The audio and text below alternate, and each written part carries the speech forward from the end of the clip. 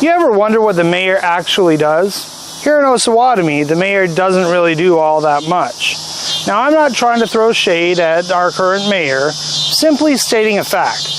According to the Osawatomie website, the mayor signs official documents, conducts city council meetings, represents the city at ceremonies and public functions, serves as a tie-breaking vote at city council meetings, and makes recommendations to the city council. So essentially, he signs what's put in front of him, shows up and shakes hands and smiles when he's supposed to, and reads an agenda at a meeting. Once in a while, he might be required to cast a vote. As for recommendations, well, since there isn't a really solid way of quantifying that, it's really just something that the mayor is able to do, not required to do. We're going to come back to that.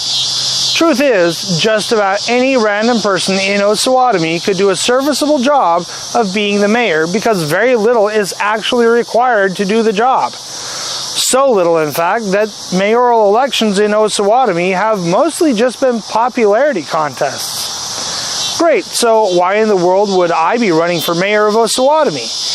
If any random Joe could do the job, what makes me any different, and why don't we just stick with the random Joe that we've already got? Well, you know, I do have the ability to sign things just as well as our current mayor. I can definitely read an agenda and bang a gavel, and I know how to show up, smile, and shake hands, and believe it or not, I even know how to say aye and no when asked. The difference, however, is found in the performance of the mayor's function of advising the city council and in how the mayor conducts city council meetings. Now, I've been to several city council meetings in Osawatomie, and I have watched as citizens have stood, related their complaints and concerns, and then when the time for hearing citizen feedback was over, the initiatives they were commenting on were simply voted on with hardly even a word of discussion or any sign of anyone having listened to anything that the citizens were saying. If anything was said by the council, it was mostly just reasons why the citizens were wrong and their complaints weren't valid.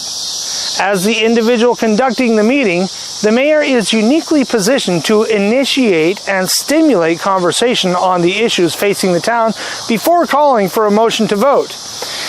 In this capacity, the mayor has the power to hold the feet of the city council members to the fire and not let them simply gloss over the expressed concerns and complaints of the citizenry.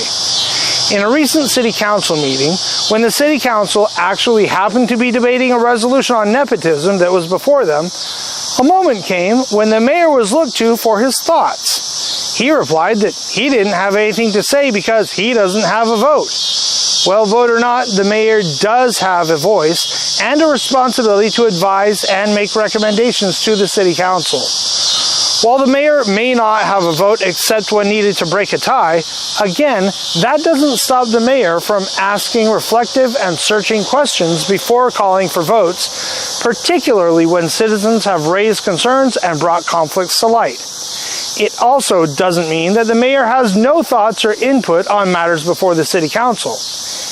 If the members of the council are to make wise and thoughtful voting decisions, the mayor can study the issues at hand and offer his own unique viewpoints and recommendations, pushing the city council to fully discuss the items and resolutions at hand before casting a deciding vote on them.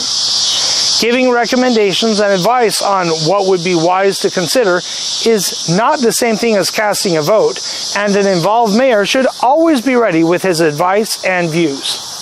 Why should the citizens of Osawatomie write me in on their ballot this November? Because I'm not going to be an empty seat, and I'm not running for popularity or for any other reason other than to help the citizens of Osawatomie, who I have seen be completely ignored too many times by our current elected officials.